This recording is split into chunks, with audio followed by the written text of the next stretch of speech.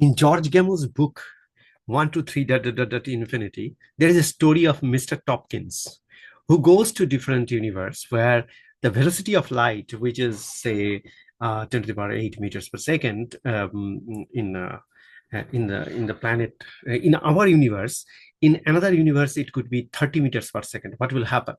Mr. Topkins will have a very difficult time, and he will see those things are getting shrinking and then going expanding. Somewhere time is very, very less, time is not passing through, and all these kinds of things are happening.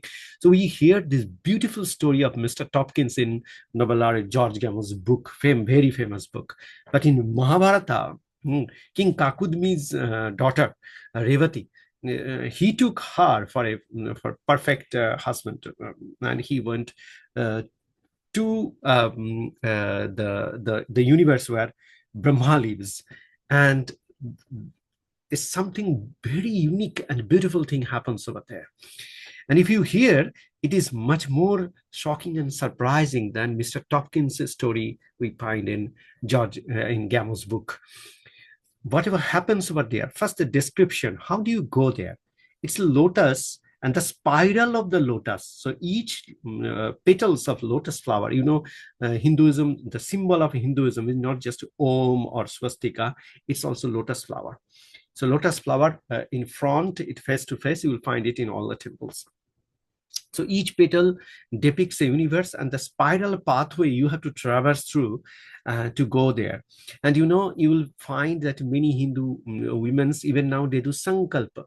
So they put one hand like this, another hand like this, and then they put some water, and then there's sankalpa. So we understand that that particular meaning of that sankalpa is just deciding something in your mind. No, sankalpa has two words, sang and kalpa. Kalpa, everybody knows, one day of Brahma, that is the time cycle of Brahmas, and Sang is Chitva me Sang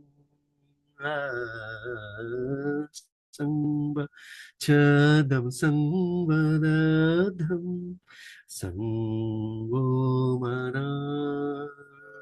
Manashi Janatha.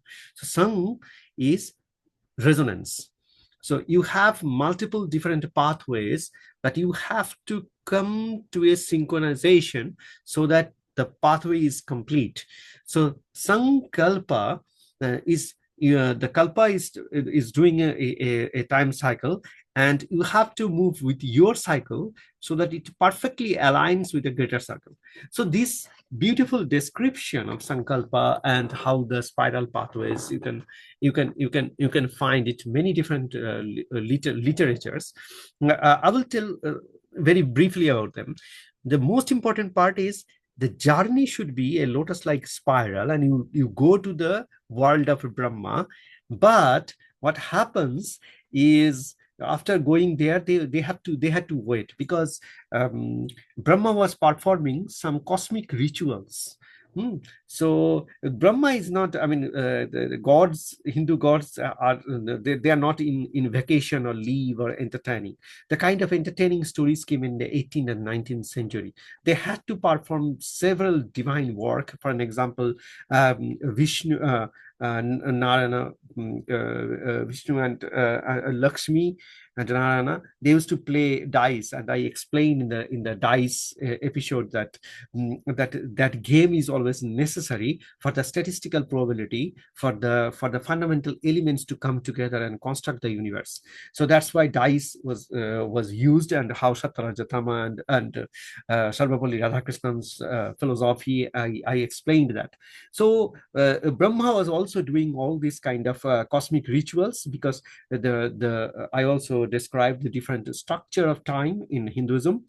So time is not linear, it's fractal like time, and everywhere you have a different units in every layer of the fractals. Similarly, Hindu multiverses are not linear set of multiverses where you go from one to another to another. It's not a scale, linear scale, it's within and above. So since it is fractal within and above, so you need to follow a very particular synchronization and perfect matching, only then you can go to others. But there is a trick, and this is where this this story of Revati becomes very, very nice, because Revati goes there, waits for that, just a moment for kalpa. But by that time in the planet Earth, many kalpas and yugas passed. So everybody with whom his father could get married, they all died, disappeared, and complete evolution took place, and they came back to a completely different phenomenon. So what is so interesting about this one-to-one correspondence between Mr. Topkins' story and Revati's story is that in both the cases, we find that the worldview is significantly changed. One is experienced, Topkins was experienced with the velocity of light, which is very, very fast, where everything is static. And when he goes to a universe when maximum light velocity is 30 meters per second or something like that, then everything is changing. Its dynamics are totally abrupt, appearance and disappearances, and then something becomes a line, some object, and something becomes a point, something becomes dimensionless, something becomes extremely heavy, distance never match, and he cannot reach anywhere. So he has problem with the cycles. Every single thing he has problem with. So in case of Revati, we find a much more deeper explanation about the time passing through different universes. So both are talking. In Topkins' case, it is one universe. In Revati's case, it is multiverse. Multiverse means different universes, fractally connected. So you go inside, you find another universe. You go inside another universe. This fractal-like nature you will not find in the Western concept of multiverses. In the Indian concept of multiverses, they say suksma sarira, and then you can go. So if you go to one universe to another, for an example, I want to go to the lower universe of mine, I have to get out of this body totally, and I have to become a point, then only I can enter into that universe. And then if I want to go to the higher universes, then I have to become whole. So that is siddhi, moksha, or something like that, so that I can do sankalpa, synchronization with the kalpa. That is essential. So the symbolism that we do in hand is not enough. There is a process that we have to perform in the mind, and then we have to transform our body with siddhi, samadhi, and all these kind of things, so that we can go to the higher universe, which is slower. So why don't you want to go to Suksma Sarika? Because that is Naraka. Why Naraka? Because time is very fast. Short-lived. You may think that 100 million years you have to live in Naraka or lower universe. So because you are born and die very fast. But there in the upper universe, you born and then you go on and on and on. It's very subtle time for you. But for the lower life forms in the planet Earth, for the humans, it is a large number of life forms. So this is the fundamental difference we have to understand when we want to understand multiverse concept in Hinduism. Multiverse concept goes to a whole different direction when we go to Yaga Vasishtha. So Vasishtha explains King Lavana's story, and that in that story we find that alternate or parallel universes coexisting. That means I have two different existence, and in one existence time passes very fast, and space is totally different, and in another universe I'm coexisting in both, and in that universe time is very slow, and space is different, and events are happening in a different place. So space and time, sthanakalpatra, you have to always remember that space-time was a concept of Einstein, but in Hinduism it is not space-time, it is a space-time and adhar, pot. Sthan kal patra, we call it. So patra, we have to, this triplet has to be there, otherwise Hindus don't feel good. They always need triplet. So So these two parallel alternate universes and alternate realities a person is living, King Lavana is living, and the Yoga Vasishtha is taking that there are many such universes in which we coexist. So in case of King Lavana it was two, but for others it could be plenty. So alternate reality is a completely different concept than what we find in Bhagavata Purana in Revati's story. So always we have to remember, just like origin of universe, we had completely different things, different proposals like Hiranyagarbha, explosion of golden womb, in Bindu, Jatpindate, that Brahmande, or inside singularity, or Virata Purusha, or cyclic Brahma, kalpa after kalpa after kalpa. So similarly, multiverse concept also in Hinduism are plenty. Just like alternate reality of Yoga Vasishtha is fundamentally different what you find in Revati's story in Bhagavata Purana, and of course Mahabharata story. So we have to be very careful when we are dealing with this kind of concepts. I would like to end my today's discussion with beautiful duality between Mundaka Upanishad and Chandogya Upanishad. So in Mundaka Upanishad 2.2.10 and Chandogya Upanishad 3.1, 14.1. So these two are there. So in Chandogya Upanishad and Mundaka Upanishad, you will find beautiful description of where these multiverses are born and where do they go. And they have beautiful complementarity, at the same time duality. So see that in Mundaka Upanishad, they are saying there is a cosmic ocean, and from that ocean, and the multiverses are born continuously. It is churning. So it is like churning, Amrita and Vish. They used to say that there was a big mountain, and all which the snake Vasuki was there, and then they were used. You hear this story many times, so I'm not getting into that. So churning the Brahman, this cosmic sea, and from which the universes are getting born, and then they are coming together one inside another, creating fractal like universes and all this kind of architecture, and finally they disintegrate and goes back to the cosmic ocean. So this is what Mundaka Upanishad we are talking about. But when you go to Chandogya Upanishad, then it is also talking about cycles of from Brahman to the universe, and it is getting back to the Brahman, and then there are many such cycles that are happening continuously.